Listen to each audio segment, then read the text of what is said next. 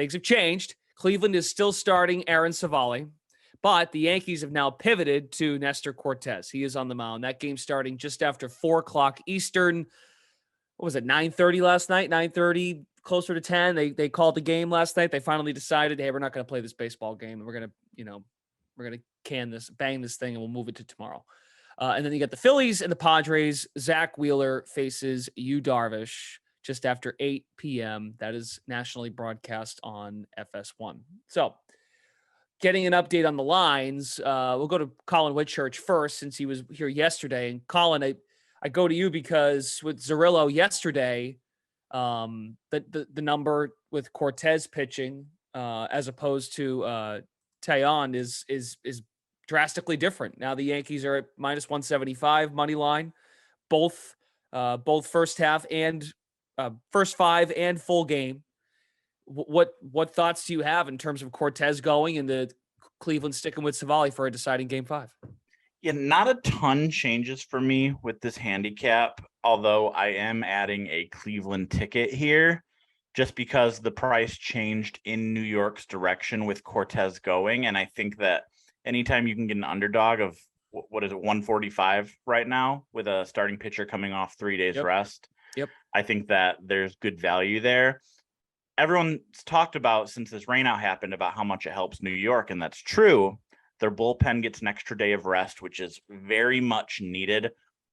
If they had played yesterday, Wandy Peralta would have been potentially throwing for the 4th straight day. Clay Holmes, Jonathan Loaizaga, Lou Trevino, Clark Schmidt, all through 3 of the previous 4 days. So they all get an extra day of rest. But I just don't necessarily trust Cortez here on 3 days rest. I think I think New York is going to be very diligent with replacing him early. Taillon was set to start yesterday. We could potentially see him in relief of Cortez if he struggles early. His command was kind of shaky in Game 2, and that was on regular rest. So I'm not sure I trust him all that much. With Cleveland, things don't change virtually at all. The only question mark that comes in here with Cleveland now is, will they use Shane Bieber in relief? They said they would not on Monday. That would have been on 2 days rest. This will be on 3 days rest. They're obviously still not going to start him. Hope to save him for Game 1 against Houston. If Savali gets into a jam early, will they use Bieber or not? Personally, I think they will not. And whether or not they do, this bullpen is rested and ready to go. All of Cleveland's top relievers are very rested. Manuel Clase hasn't thrown in several days. James Karinchak hasn't thrown in several days. They have plenty of arms to throw at New York. So the total yesterday was 7.5. Zerillo and I are both on the under. Total today is 7. I still like the under in this one. I think the plethora of arms Cleveland's going to throw is going to be fine, even if Savali runs into trouble early. Obviously, he has those home run issues. There's blow-up potential there, but I don't think Terry Francona is going to let it get to that point. And Cleveland's offense, we've talked all postseason long, is kind of so-so. New York's pitching gets a little bit better after the rainout. So I have 2 bets for this game. I'm on under 7, -120 or better. And I like the Guardians full game money line right now, +145. I'd probably bet that to 135. Okay, very good. And the latest reporting I saw from last night on the Bieber situation is basically exactly what you said, but it sounds like reporters are getting word from the clubhouse that he could possibly factor in tonight. He did push to contribute, but was overruled. So another day rest, that definitely makes it interesting for a team. Yeah, Francona's saying all the right things about, he's young. We don't want to overextend him. He's got a long career in front of him, but man, it's going to be tempting if it's a 1-1 game in the 4th or 5th inning and right. Savali starting to labor to not go to Bieber. But the bonus that Cleveland and that Francona has is that they've got arms who've got them there right. all year long. This is arguably the best bullpen in baseball over the course of a full season. We talked about this yesterday. I think every team wants to find their version of the Giants' Madison Bumgarner from their World Series runs. But at some point, I think you just got to go with the guys who got you there. Cleveland has a lot of arms in that bullpen they can trust. So I think even if they don't go with Bieber, I don't think that there will be much second guessing, at least from me. Yeah, and I know you can't really look ahead, but you got Game 1 of the ALCS is scheduled for tomorrow night in Houston. So that's a thing too, right? You got to go straight to Houston if you win, but you got to focus on knocking these guys out. I get that. So, Anthony, where do you stand on betting angles for this deciding Game 5 that we hope to dear God it happens tonight? Yeah, it looks good weather-wise in the Bronx for this game, so I think they'll be able to get it in, which is cool. I am not playing the under. I understand the argument for it. Elimination game unders in baseball the last 15 years do hit about 60%. So that's Game 5s and Game 7s.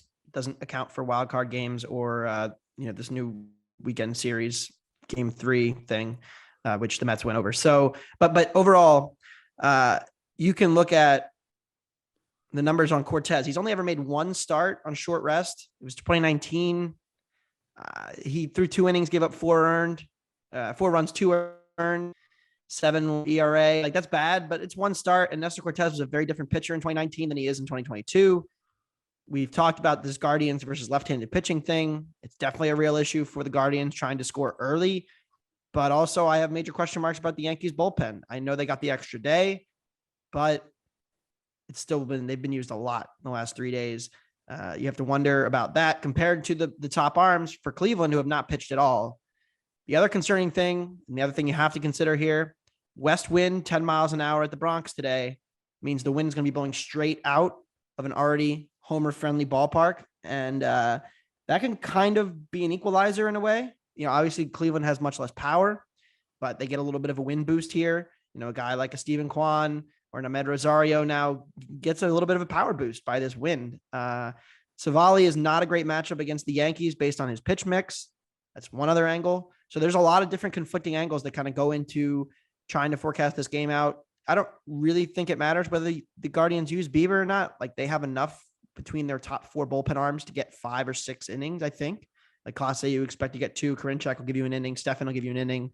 Like, they have enough to get through 5 innings comfortably, I think, with the bullpen. So Bieber maybe comes in like a middle inning spot, but they really do need him for tomorrow because they don't have a starter tomorrow. If they do win, they don't have any starters. Quantrill, McKenzie are down. It would be bullpen day, and that's risky after today. So of course they need to get there. Maybe. Yeah, Plesac probably starts, and that's a scary thought. Yeah. I lean toward the Guardians just because of the bullpen advantage. I'm not playing the total here. I will be looking for a live under if it gets to 9 at any point. But that's about it for me. I'm not betting this game pregame. I think this is a good stay away. So many conflicting factors, hard to forecast. And the wind blowing out keeps me off the under pregame.